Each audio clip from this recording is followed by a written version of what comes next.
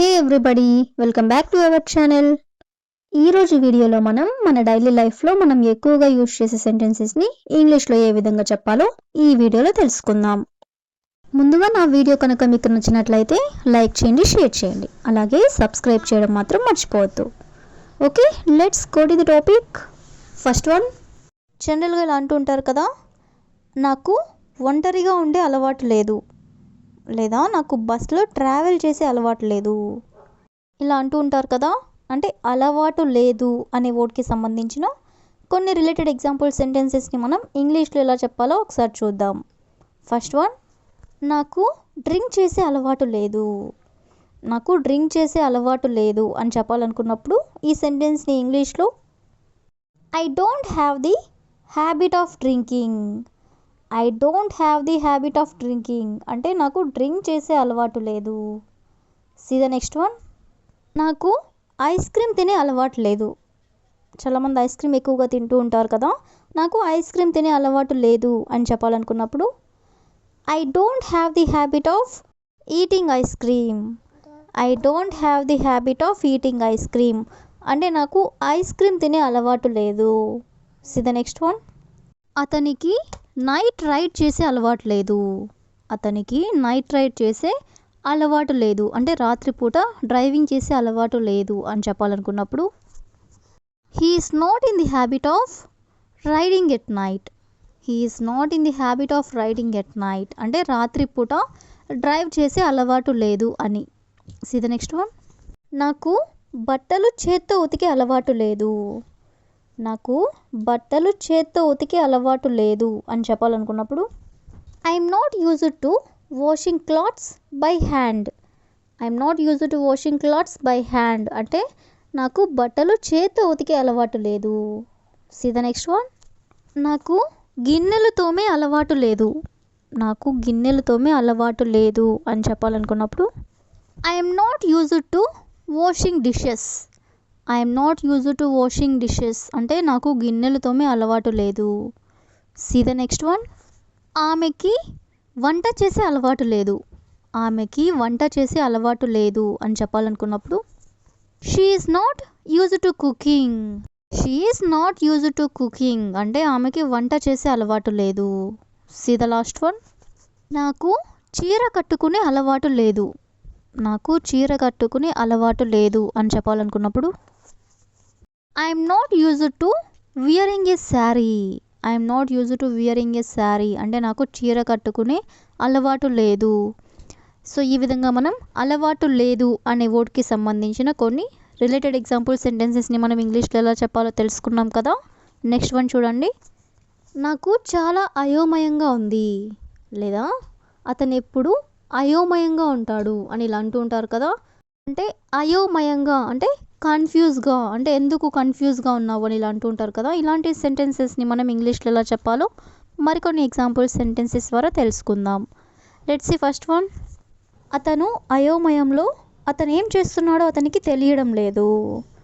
అతను అయోమయంలో అతను ఏం చేస్తున్నాడో అతనికి తెలియడం లేదు అని మనం ఇంగ్లీష్లో చెప్పాలనుకున్నప్పుడు he is confused and doesn't know what he is doing.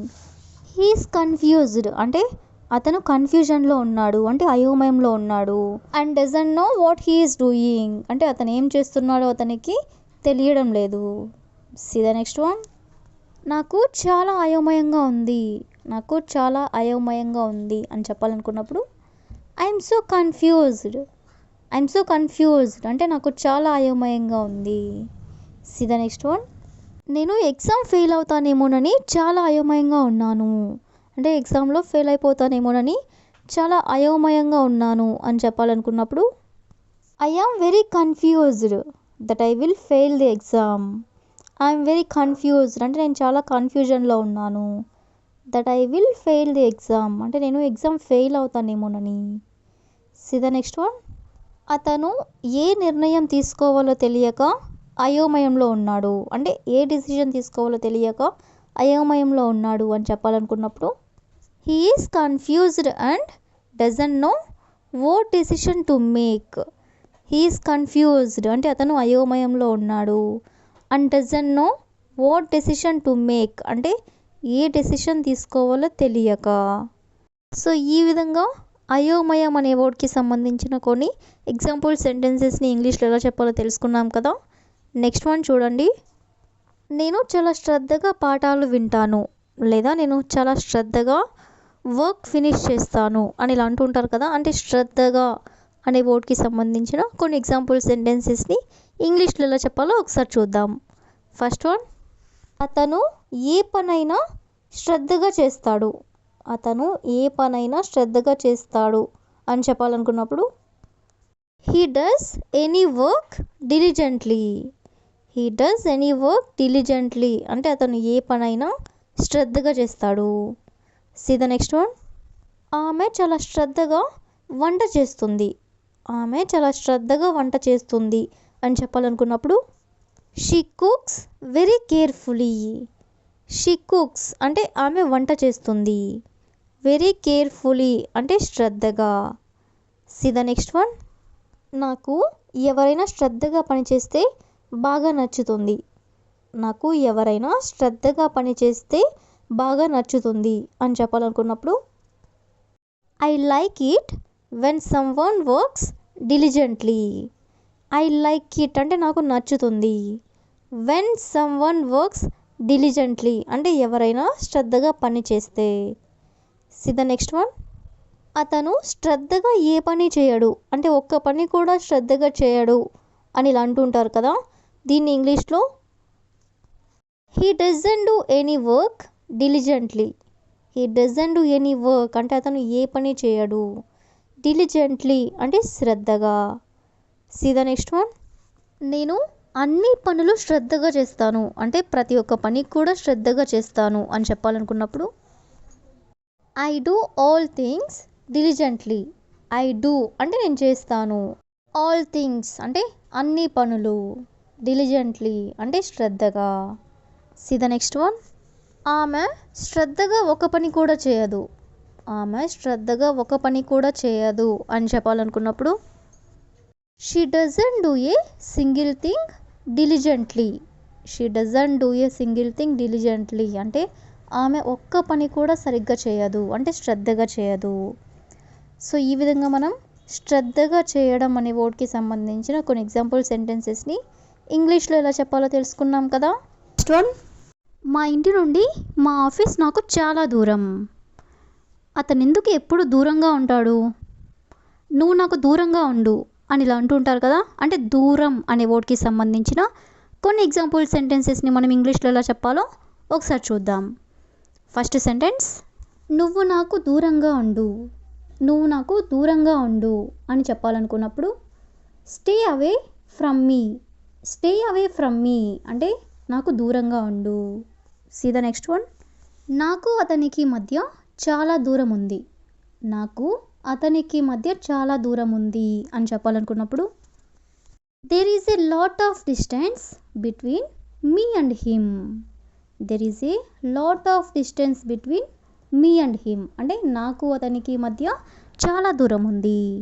See the next one, నువ్వెందుకు నాతో ఎప్పుడు దూరంగా ఉంటావు అంటే ఎప్పుడు కూడా ఎందుకు నాతో దూరంగా ఉంటావు అని అడగాలనుకున్నప్పుడు why are you always away from me. Why are you always away from me అంటే నువ్వెందుకు ఎప్పుడు నాతో దూరంగా ఉంటావు. See the next one, office నుండి మా ఇల్లు చాలా దూరం. ఆఫీస్ నుండి మా ఇల్లు చాలా దూరం అని చెప్పాలనుకున్నప్పుడు our house is far from the office. Our house is far from the office అంటే ఆఫీస్ నుండి మా ఇల్లు చాలా దూరం. సీ ద నెక్స్ట్ వన్, వాళ్ళు నాకు దూరంగా ఉంటే నాకు చాలా మంచిది. వాళ్ళు నాకు దూరంగా ఉంటే నాకు చాలా మంచిది అని చెప్పాలనుకున్నప్పుడు it would be better for me if they stayed away from me. It would be better for me అంటే నాకు చాలా మంచిది. If they stayed away from me అంటే వాళ్ళు నాకు దూరంగా ఉంటే. సీ ద నెక్స్ట్ వన్, నాతో ఎప్పుడు ఆమె దూరంగా ఉండి మాట్లాడుతుంది. నాతో ఎప్పుడు ఆమె దూరంగా ఉండి మాట్లాడుతుంది అని చెప్పాలనుకున్నప్పుడు she always talk to me from a distance. She always talk to me అంటే ఆమె ఎప్పుడు నాతో మాట్లాడుతుంది. ఎలాగా అంటే దూరంగా ఉండి అని దాన్ని ఫ్రమ్ ఎ డిస్టెన్స్ అంటే దూరంగా ఉండి. సో ఈ విధంగా మనం దూరంగా ఉండడం అనే వర్డ్కి సంబంధించిన కొన్ని ఎగ్జాంపుల్ సెంటెన్సెస్ని ఇంగ్లీష్లో ఎలా చెప్పాలో తెలుసుకున్నాం కదా. నెక్స్ట్ వన్ చూడండి. ఏది ఏమైనా సరే నేను ఈరోజు సినిమాకి వెళ్తాను. ఏది ఏమైనా సరే నేను బిర్యానీ తింటాను. ఏది ఏమైనా సరే నేను ఈరోజు లీవ్ పెడతాను. ఇలా అంటూ ఉంటారు కదా. అంటే ఏది ఏమైనా సరే అనే వర్డ్కి సంబంధించిన కొన్ని ఎగ్జాంపుల్ సెంటెన్సెస్ని మనం ఇంగ్లీష్లో ఎలా చెప్పాలో ఒకసారి చూద్దాం. ఫస్ట్ సెంటెన్స్, ఏది ఏమైనా సరే నేను నీతో మాట్లాడను. ఏది ఏమైనా సరే నేను నీతో మాట్లాడను అని చెప్పాలనుకున్నప్పుడు no matter what I won't talk to you. No matter what అంటే ఏది ఏమైనా సరే, I won't talk to you అంటే నేను నీతో మాట్లాడను. సీ ద నెక్స్ట్ వన్, ఏది ఏమైనా సరే నేను ఈరోజు గోవా వెళ్తాను. ఏది ఏమైనా సరే నేను ఈరోజు గోవా వెళ్తాను అని చెప్పాలనుకున్నప్పుడు no matter what I will go Goa today. No matter what అంటే ఏది ఏమైనా సరే, I will go Goa today అంటే నేను ఈరోజు గోవా వెళ్తాను. నెక్స్ట్ వన్, ఏది ఏమైనా సరే నేను ఈరోజు అతనితో ఖచ్చితంగా మాట్లాడతాను. ఏది ఏమైనా సరే నేను ఈరోజు అతనితో ఖచ్చితంగా మాట్లాడతాను అని చెప్పాలనుకున్నప్పుడు no matter what I will definitely talk to him. No matter what అంటే ఏది ఏమైనా సరే, I will definitely talk to him అంటే నేను అతనితో ఖచ్చితంగా మాట్లాడతాను. సీ ద నెక్స్ట్ వన్, ఏది ఏమైనా సరే నేను ఈరోజు వాళ్ళని అడిగి తీరుతాను. ఏది ఏమైనా సరే నేను ఈరోజు వాళ్ళని అడిగి తీరుతాను అని చెప్పాలనుకున్నప్పుడు no matter what I will ask them today. No matter what అంటే ఏది ఏమైనా సరే, I will ask them today అంటే నేను వాళ్ళని అడిగి తీరుతాను. సీ ద నెక్స్ట్ వన్, ఏది ఏమైనా సరే నేను మీకు సహాయం చేస్తాను, నేను మీకు హెల్ప్ చేస్తాను అని చెప్పాలనుకున్నప్పుడు no matter what I will help you. No matter what I will help you అంటే ఏది ఏమైనా సరే నేను మీకు హెల్ప్ చేస్తాను అంటే సహాయం చేస్తాను. సీ ద నెక్స్ట్ వన్, ఏది ఏమైనా సరే చివరి వరకు నేను నీతోనే ఉంటాను.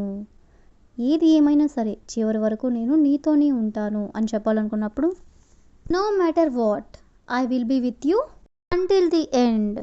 నో మ్యాటర్ వాట్ అంటే ఏది ఏమైనా సరే, I will be with you until the end అంటే నేను చివరి వరకు నీతోనే ఉంటాను. సో ఈ విధంగా మనం ఏది ఏమైనా సరే అనే వర్డ్కి సంబంధించిన కొన్ని ఎగ్జాంపుల్ సెంటెన్సెస్ని ఇంగ్లీష్లో ఎలా చెప్పాలో తెలుసుకున్నాం కదా. నెక్స్ట్ వన్ చూడండి. అతను నన్ను వదిలి వెళ్ళిపోయాడు. ఆమె తన కంపెనీని మధ్యలో వదిలిపెట్టి వెళ్ళిపోయింది. లేదా నేను మీటింగ్ని మధ్యలో వదిలేసి వెళ్ళిపోయాను అని ఇలా అంటూ ఉంటారు కదా. అంటే వెళ్ళిపోవడం అనే వర్డ్కి సంబంధించిన కొన్ని ఎగ్జాంపుల్ సెంటెన్సెస్ని ఇంగ్లీష్లో ఎలా చెప్పాలో ఒకసారి చూద్దాం. ఫస్ట్ వన్, ఆమె తన బాధ్యతలను వదిలి వెళ్ళిపోయింది.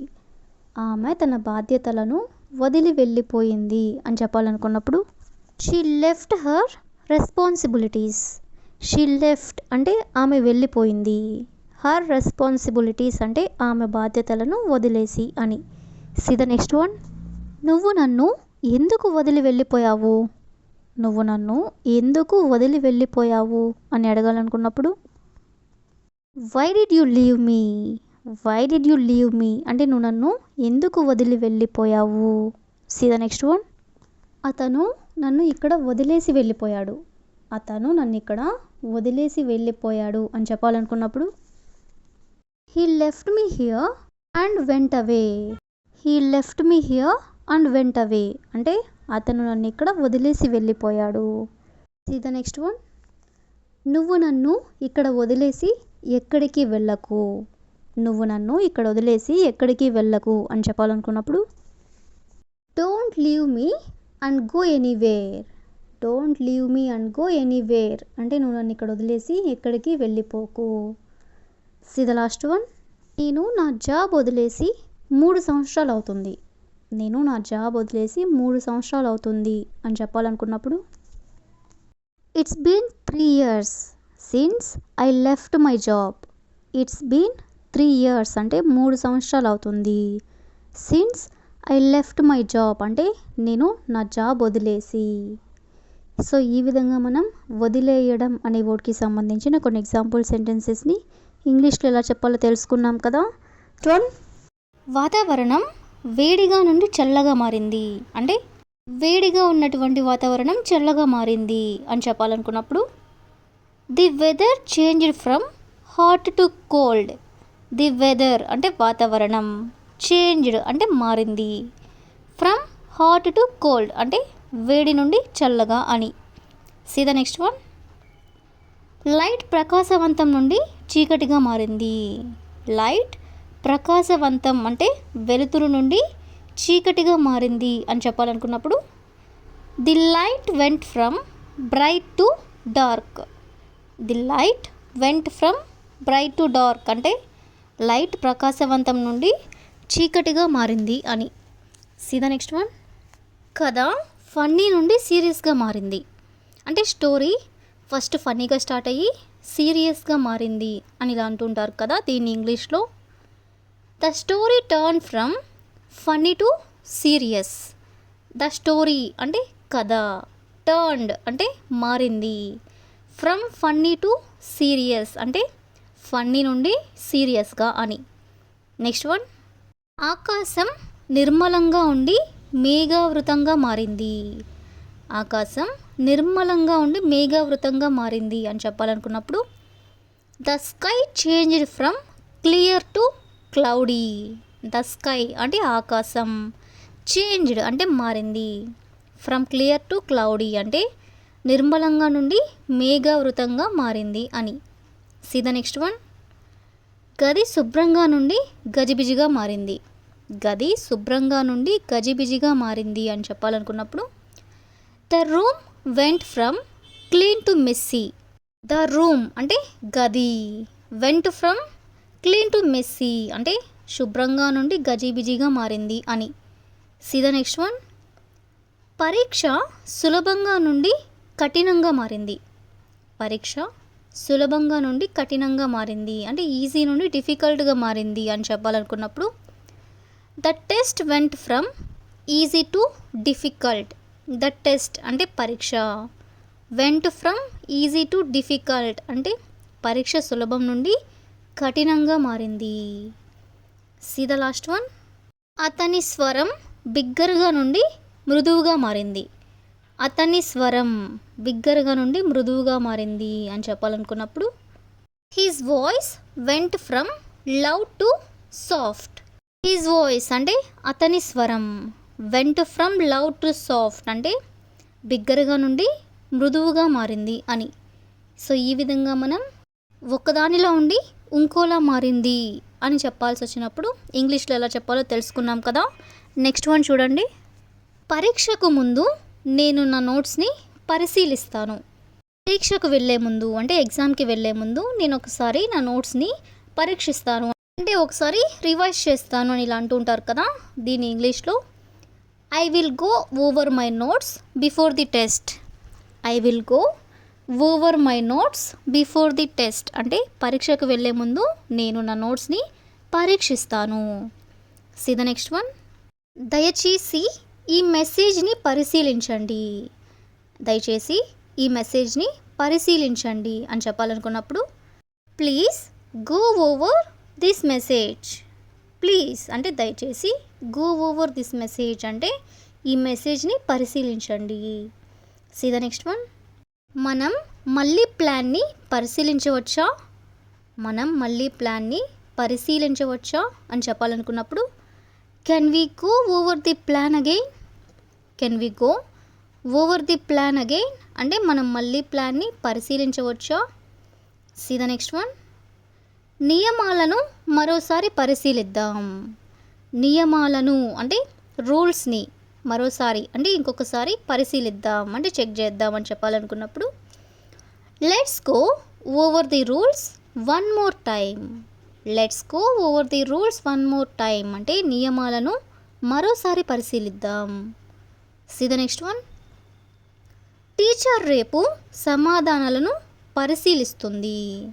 టీచర్ రేపు సమాధానాలను పరిశీలిస్తుంది అని చెప్పాలనుకున్నప్పుడు the teacher will go over the answers tomorrow.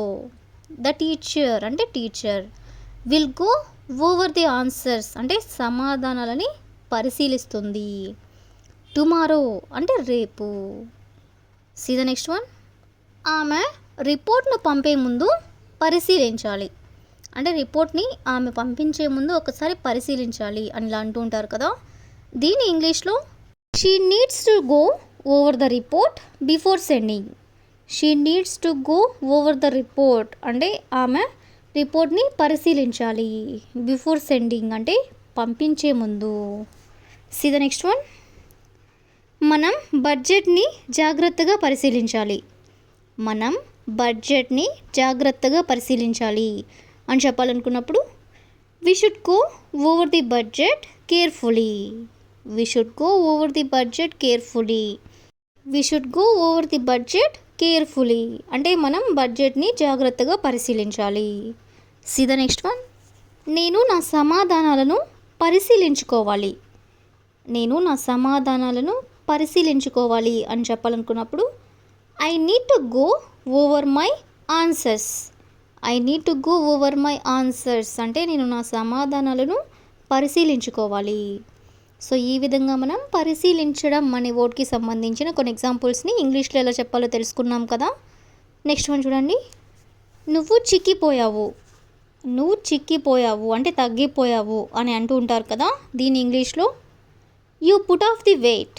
You put off the weight అంటే నువ్వు తగ్గిపోయావు లేదా నువ్వు చిక్కిపోయావు. Next one. నువ్వు లావెక్కావు.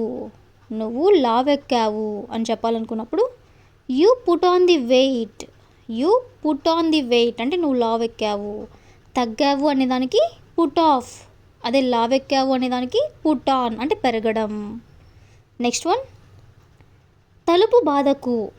తలుపు బాధకు అని చెప్పాలనుకున్నప్పుడు don't slam the door. Don't slam the door అంటే తలుపు బాధకు. See the next one. పరిస్థితి నిదానంగా మెరుగుపడింది. పరిస్థితి నిదానంగా మెరుగుపడింది అని చెప్పాలనుకున్నప్పుడు the situation gradually improved. The situation అంటే పరిస్థితి, గ్రాడ్యువలీ అంటే నిదానంగా, మెరుగుపడింది అనేదాన్ని improved. The situation gradually improved అంటే పరిస్థితి నిదానంగా మెరుగుపడింది. సో ఈ విధంగా మనం కొన్ని ఎగ్జాంపుల్స్ అనేవి చూసాం కదా. Next one. అనుకోలేదు. అనుకోలేదు అనే వర్డ్ని ఇంగ్లీష్లో I didn't expect. I didn't expect ఈ వర్డ్ని యూజ్ చేసుకొని దీనికి సంబంధించిన కొన్ని ఎగ్జాంపుల్ సెంటెన్సెస్ని ఇంగ్లీష్లో ఎలా చెప్పాలో ఒకసారి చూద్దాం. First sentence. నేను నిన్నిక్కడ చూస్తానని అనుకోలేదు. నేను నిన్నిక్కడ చూస్తానని అనుకోలేదు అనేదాన్ని ఇంగ్లీష్లో I didn't expect to see you here. I didn't expect అంటే నేను అనుకోలేదు. టు సీ యూ హియర్ అంటే నేను ఇక్కడ చూస్తానని. See the next one. నువ్వు ఇంత త్వరగా వస్తావని అనుకోలేదు అంటే ఇంత ఫాస్ట్గా వస్తావని నేను అనుకోలేదు అని చెప్పాలనుకున్నప్పుడు I didn't expect you to come so early. I didn't expect you అంటే నేను అనుకోలేదు. టు కమ్ సో ఎర్లీ అంటే ఇంత త్వరగా వస్తావని. See the next one. ఈరోజు ఇంత బిజీగా ఉంటుందని అనుకోలేదు. ఈరోజు ఇంత బిజీగా ఉంటుందని అనుకోలేదు అనేదాన్ని I didn't expect today to be so busy. I didn't expect today to be so busy అంటే ఈరోజు ఇంత బిజీగా ఉంటుందని అనుకోలేదు. See the next one. నువ్వు ఇలా మాట్లాడతావని అనుకోలేదు అంటే ఈ విధంగా మాట్లాడతావని అనుకోలేదు అని చెప్పాలనుకున్నప్పుడు I didn't expect you to talk like this. I didn't expect you అంటే నేను ఇలా అనుకోలేదు నిన్ను. టు టాక్ లైక్ దిస్ అంటే నువ్వు ఇలా మాట్లాడతావని. See the next one. ఇది ఇంత కష్టమవుతుందని అనుకోలేదు.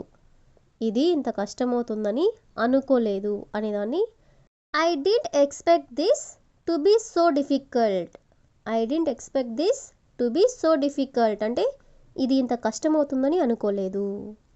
See the next one. నువ్వు నన్ను మర్చిపోతావని అనుకోలేదు. నువ్వు నన్ను మర్చిపోతావని అనుకోలేదు అని అంటూ ఉంటారు కదా. దీన్ని ఇంగ్లీష్లో I didn't expect you to forget me. I didn't expect you అంటే నేను అనుకోలేదు. టు ఫర్గెట్ మీ అంటే నన్ను మర్చిపోతావని. See the next one. వాళ్ళు ఇంత సహాయం చేస్తారని అనుకోలేదు. వాళ్ళు ఇంత సహాయం చేస్తారని అనుకోలేదు అనేదాన్ని I didn't expect them to help this much. I didn't expect them అంటే నేను వాళ్ళని అనుకోలేదు. టు హెల్ప్ దిస్ మచ్ అంటే వాళ్ళు ఇంత సహాయం చేస్తారని. సో ఈ విధంగా మనం అనుకోలేదు అనే వర్డ్కి సంబంధించిన కొన్ని ఎగ్జాంపుల్ సెంటెన్సెస్ని ఇంగ్లీష్లో ఎలా చెప్పాలో తెలుసుకున్నాం కదా. నెక్స్ట్ వన్ చూడండి. వెంటనే.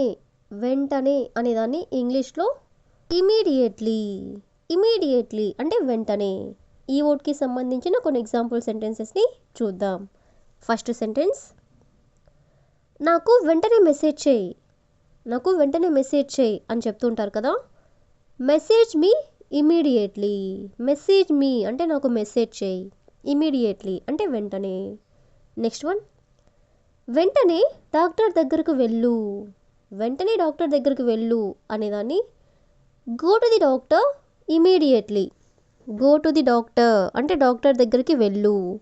ఇమీడియట్లీ అంటే వెంటనే.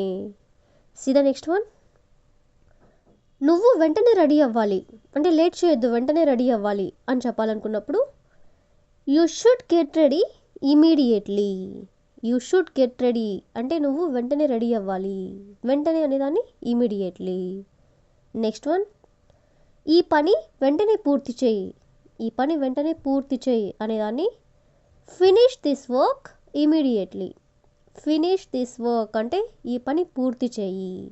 ఇమీడియట్లీ అంటే వెంటనే. సీ ద నెక్స్ట్ వన్, ఇక్కడికి వెంటనే రా.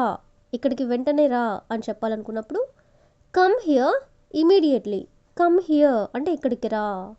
ఇమీడియట్లీ అంటే వెంటనే రా. నెక్స్ట్ వన్, ఈ విషయం వెంటనే చెప్పాలి. ఈ విషయం వెంటనే చెప్పాలి అని చెప్పాలనుకున్నప్పుడు this matter should be told immediately. This matter అంటే ఈ విషయం. షుడ్ బి టోల్డ్ అంటే చెప్పాలి. ఇమీడియట్లీ అంటే వెంటనే. సీ ద నెక్స్ట్ వన్, నువ్వు వెంటనే స్టార్ట్ అవ్వాలి. నువ్వు వెంటనే స్టార్ట్ అవ్వాలి అని చెప్పాలనుకున్నప్పుడు you must start immediately. You must start immediately అంటే నువ్వు వెంటనే స్టార్ట్ అవ్వాలి. సీ ద నెక్స్ట్ వన్, ఇది వెంటనే చేయాల్సిన పని అంటే లేట్ చేయకుండా వెంటనే చేయాల్సిన పని అని చెప్పాలనుకున్నప్పుడు this is an immediate task. This is an immediate task అంటే ఇది వెంటనే చేయాల్సిన పని. నెక్స్ట్ వన్, వెంటనే రిప్లై ఇవ్వు. వెంటనే రిప్లై ఇవ్వు అని చెప్పాలనుకున్నప్పుడు గివ్ మీ ఏ రిప్లై ఇమీడియట్లీ. గివ్ మీ ఏ రిప్లై ఇమీడియట్లీ అంటే వెంటనే రిప్లై ఇవ్వు. సీ ద నెక్స్ట్ వన్, నువ్వు వెంటనే వచ్చి నన్ను కలవాలి. నువ్వు వెంటనే వచ్చి నన్ను కలవాలి అని చెప్పాలనుకున్నప్పుడు you should come and meet me immediately. You should come అంటే నువ్వు రావాలి. అండ్ మీట్ మీ అలాగే నన్ను కలవాలి. ఇమీడియట్లీ అంటే వెంటనే. సీ ద నెక్స్ట్ వన్, ఈ ప్రాబ్లం వెంటనే సాల్వ్ చేయాలి. ఈ ప్రాబ్లం వెంటనే సాల్వ్ చేయాలి అని చెప్పాలనుకున్నప్పుడు this problem must be solved immediately. This problem must be solved immediately అంటే ఈ ప్రాబ్లం వెంటనే సాల్వ్ చేయాలి అని. సో ఈ విధంగా మనం వెంటనే అనే వర్డ్కి సంబంధించిన కొన్ని ఎగ్జాంపుల్ సెంటెన్సెస్ని ఇంగ్లీష్లో ఎలా చెప్పాలో తెలుసుకున్నాం కదా. నెక్స్ట్ వన్ చూడండి. నిజంగా. నిజంగా అనేదాన్ని రియల్లీ. రియల్లీ ఈ వర్డ్కి సంబంధించిన కొన్ని ఎగ్జాంపుల్ సెంటెన్సెస్ చూడండి. ఫస్ట్ వన్, నిజంగా నువ్వు నన్ను లవ్ చేస్తున్నావా. నిజంగా నువ్వు నన్ను లవ్ చేస్తున్నావా అనే సెంటెన్స్ని do you really love me. Do you really love me అంటే నువ్వు నన్ను నిజంగా లవ్ చేస్తున్నావా. నెక్స్ట్ వన్, ఇది నిజంగా చాలా బాగుంది. ఇది నిజంగా చాలా బాగుంది అనేదాన్ని this is really very good. This is really very good అంటే ఇది నిజంగా చాలా బాగుంది. సీ ద నెక్స్ట్ వన్, నేను నిజంగా నీపై గర్వంగా ఉన్నాను. నేను నిజంగా నీపై గర్వంగా ఉన్నాను అనేదాన్ని I am really proud of you. I am really proud of you. Next one, నిజంగా నువ్వు అలా అనుకున్నావా.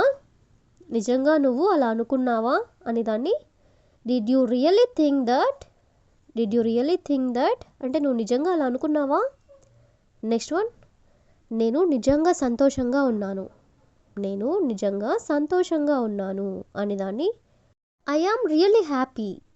ఐ యామ్ రియల్లీ హ్యాపీ అంటే నేను నిజంగా సంతోషంగా ఉన్నాను. See the next one. ఇది నిజంగా నాకు షాక్ ఇచ్చింది. ఇది నిజంగా నాకు షాక్ ఇచ్చింది అనేదాన్ని this really shocked me. This really shocked me అంటే ఇది నాకు నిజంగా షాక్ ఇచ్చింది. సో ఈ విధంగా మనం నిజంగా అనే వర్డ్కి సంబంధించిన కొన్ని ఎగ్జాంపుల్ సెంటెన్సెస్ని ఇంగ్లీష్లో ఎలా చెప్పాలో తెలుసుకున్నాం కదా. So that's all for today. I will ask a question for you. నువ్వు నిజంగా గ్రేట్. నువ్వు నిజంగా great. If you know this question in English, please you can comment in the comment section. Thank you for watching.